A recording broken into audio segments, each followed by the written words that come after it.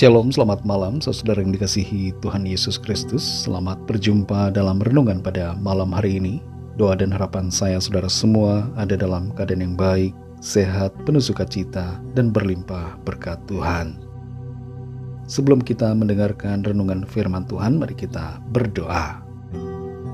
Bapa Surgawi, Bapa dalam nama Tuhan Yesus Kristus, Tuhan dan Allah kami yang hidup dan berkuasa, kami bersyukur untuk penyertaan Tuhan, pimpinan-Mu di sepanjang hari ini.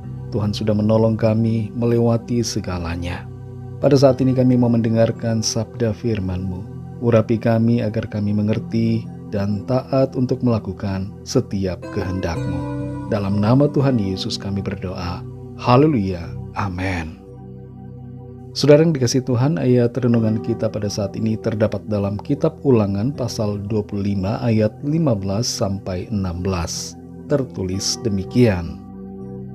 Haruslah ada padamu batu timbangan yang utuh dan tepat. Haruslah ada padamu eva yang utuh dan tepat, supaya lanjut umurmu di tanah yang diberikan kepadamu oleh Tuhan Allahmu. Sebab setiap orang yang melakukan hal yang demikian, setiap orang yang berbuat curang adalah kekejian bagi Tuhan Allahmu. Saudara yang dikasihi Tuhan, menjelang pemilu di Indonesia, suasana politik di berbagai daerah mulai panas. Ada banyak peristiwa yang mewarnai. Ada yang berusaha menjatuhkan lawan dengan kampanye hitam. Ada yang mencoba untuk menebar janji. Dan ada juga yang berkata-kata manis untuk menarik perhatian dan dukungan masyarakat. Kecurangan politik seringkali terjadi dan tidak terbatas pada politik saja. Kecurangan juga dapat terjadi dalam berbagai aspek di hidup kita. Salah satu hal yang selalu ada dalam kecurangan adalah kebohongan. Sejumlah penelitian mengidentifikasi ada 3 alasan utama mengapa kebohongan dilakukan. Yang pertama adalah untuk mendapatkan sesuatu yang diinginkan. Yang kedua, untuk melindungi atau mempromosikan diri sendiri. Dan yang ketiga, untuk merugikan orang lain. Dalam Ulangan 25 ayat 15-16 ini disebutkan tentang batu timbangan dan eva yang harus utuh dan tepat. Batu timbangan dan eva merupakan alat yang dipakai untuk menimbang dan mengukur.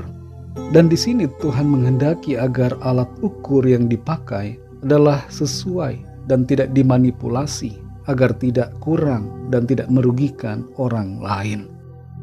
Hal ini menunjukkan bahwa betapa pentingnya kejujuran dalam segala usaha dan pekerjaan kita.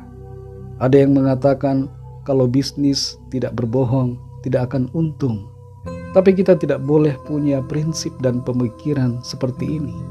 Ketika kita bertransaksi dengan orang lain, ketika kita melakukan hubungan usaha, hubungan bisnis, hubungan dalam pekerjaan, kita perlu memastikan bahwa kita tidak melakukan kecurangan dalam setiap tindakan kita. Kita harus memiliki standar kejujuran yang tinggi dan memastikan bahwa kita hidup dalam integritas yang benar sesuai dengan kehendak Tuhan. Kejujuran tidak hanya berlaku dalam perdagangan, usaha atau pekerjaan, tapi juga berlaku dalam berbagai hal, dalam hubungan kita dengan orang lain, dalam keluarga, dalam rumah tangga, dalam pelayanan, dan dalam berbagai aspek di hidup kita. Kita perlu selalu memegang teguh prinsip kebenaran dan tidak melakukan kecurangan atau tipu muslihat dalam kehidupan kita secara pribadi. Ketika kita berbicara, kita mengatakan yang jujur, tidak ada upaya memperdayai atau merugikan orang lain. Ketika kita bertindak, tidak ada intrik atau maksud-maksud terselubung di dalamnya yang berusaha untuk menjatuhkan atau membuat orang lain terperdaya. Kita perhatikan di ayat yang ke-16, di situ tertulis sebuah peringatan keras bahwa setiap orang yang melakukan kecurangan adalah kekejian bagi Tuhan.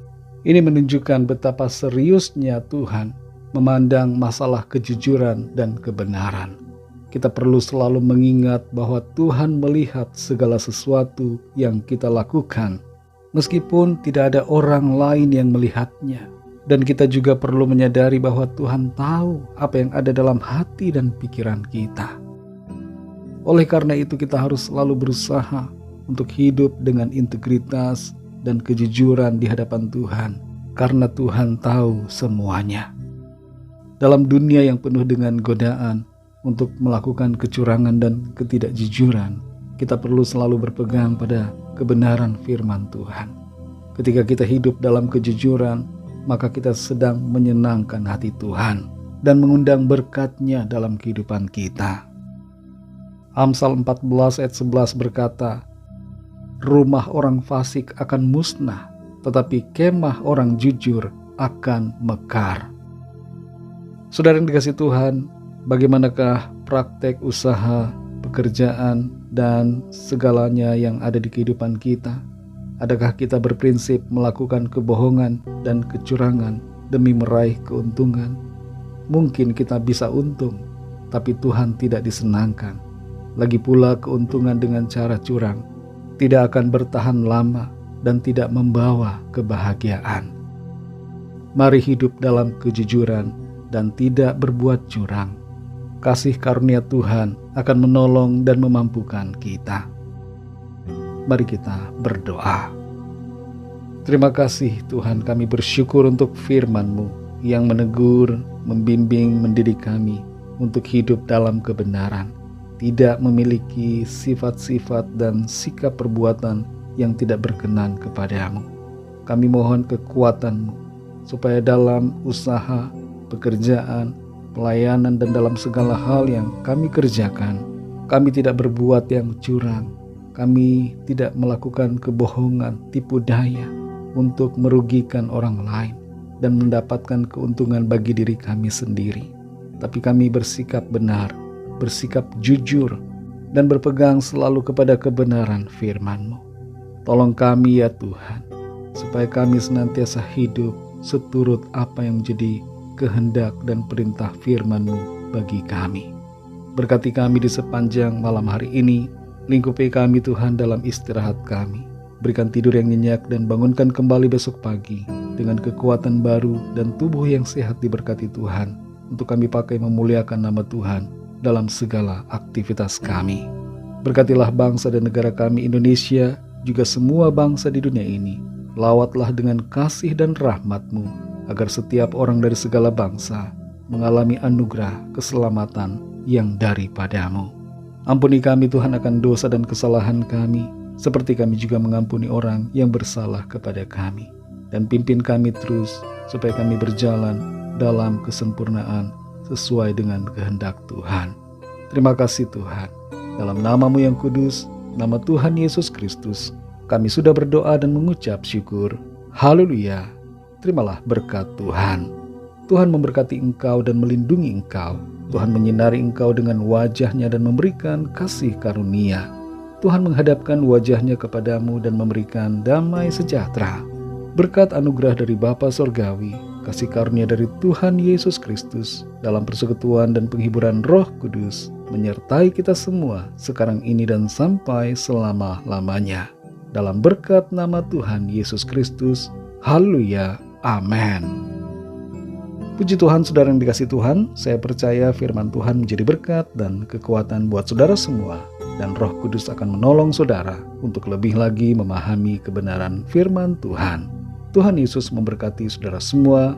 Sampai jumpa dalam renungan yang berikutnya. Haleluya.